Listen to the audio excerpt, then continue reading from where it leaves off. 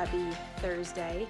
We are happy with a smoothie and a waffle, but it's a little bit rough this morning. Everyone woke up happy, and then it was like release the Krakens, you know, and that sort of happens sometimes.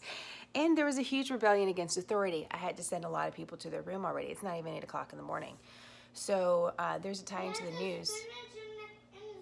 We did. We put spinach in a smoothie, so there's a victory. Spinach in a smoothie that my kids are drinking. I mean, small victories, but important. Okay, 3 things you need to know today. Number 1, President H.W. Bush will be finally laid to rest at Texas A&M University, where his presidential library is, and that's going to happen today. We had the, I'll give you some more. We had the state funeral yesterday. That's what it's called in Washington, D.C. And so today will be a little bit more of a personal event, and he will be buried next to his wife, Barbara, and of course his 3-year-old daughter, Robin, who died of leukemia so many years ago. So I know this has been an emotional week in a lot of ways. I don't know about you, but I get very emotional hearing about what an incredible life he had, but also what an incredible parent he was, and it causes a lot of deep thoughts. So I have a feeling for some of you it sparked the same, and you know that's certainly natural. So I'll think about this family today, because you know there's some finality in the burial that's going to be happening this Thursday today. Okay, so something else has been going on overseas, and don't forget, President H.W. Bush was also a diplomat. He wasn't just a president, he was the head of the CIA. He also was U.S. ambassador to the UN. He was a special envoy to China when we didn't have official diplomatic relations there. And so I want to pay a little attention to a story that's been happening overseas in France. And this story really started to percolate right around Thanksgiving, which is probably why a lot of us missed it. But basically, the French government around that time, late November, said, okay, come January 1, we're going to have a fuel tax. This fuel tax has been approved by a previous government. The fuel tax is going to add about 30 cents a gallon to diesel, but the French people are already paying $68 a gallon, for diesel. And so this started some protests, especially in rural areas and suburban areas where people had to really do a lot of driving. They were like, this is, you know, symbolic of what's going on with this government. Way too many taxes. And it started all these protests. Well, the protests now have taken on a life of their own. 4 people have died over the last several weeks, and there's been, you know, major violence in these protests. The majority of protesters are people that are peacefully demonstrating, but there's some that are not.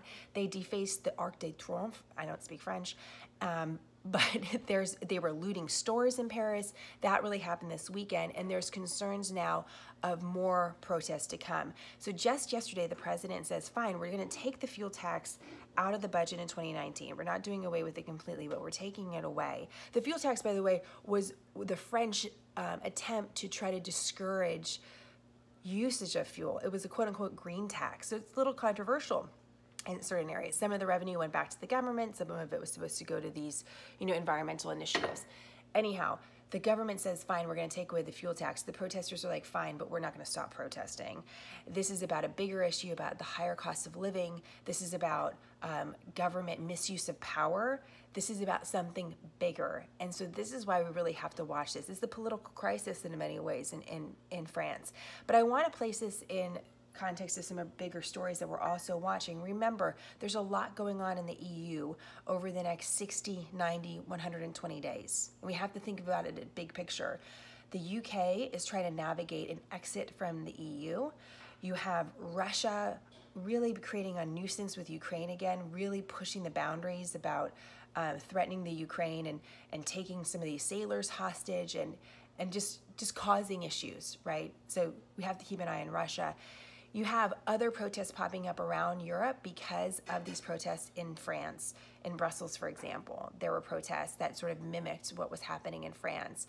So there's also a question about whether or not this arms control treaty that's between the United States and Russia is going to be lasting. It prevents certain nuclear missiles from being developed. And you know, that's a question for the next basically 90 days. So a lot of these relationships are in transition, and it's important just to watch what's happening in Europe right now. So there's the story in France. It's really crucial. What's going to happen with these demonstrations? How much chaos is this going to cause?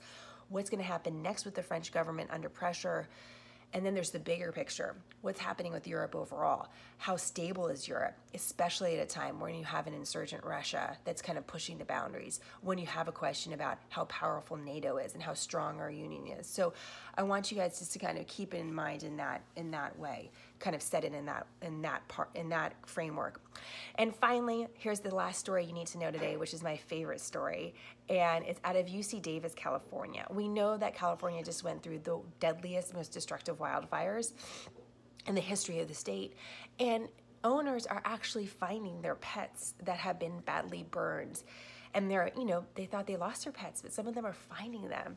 Well, this veterinarian in UC Davis is trying to treat these burns on these little pets, these dogs and cats. First time ever this treatment has been used on dogs and cats. It's been used on a bear and a mountain lion in a previous fire, but never on pets. And what she's doing is she's taking the skin of tilapia, a white fish, you can buy it frozen at Trader Joe's, and she's putting... Thank you very much, Trace. Good point. She's taking the skin of this fish and she's using it like the center of a Band-Aid, the real kind of squishy part. She's putting that on the burns. And they're finding that this skin is rejuvenating within days when it usually would take weeks. And it's producing collagen, and it's much easier to treat than taking on and off these traditional bandages. So of course, what I'm thinking of, how is this being used in humans? But if it has to do with collagen production, I'm like, what kind of skin? What kind of tilapia skin?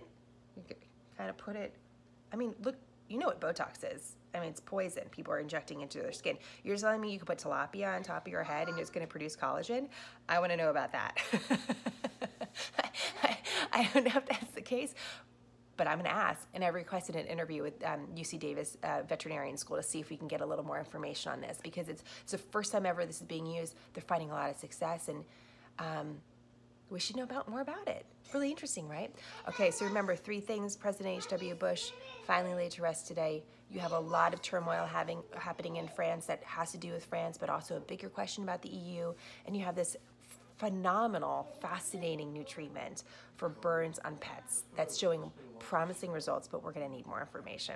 All right, guys, that's a good Thursday. Have a cup of coffee. We get the kids going. You're getting cold? Well, that's because of the smoothie. Don't worry, I got you. I gotta go. Can I handle this? Have a great day.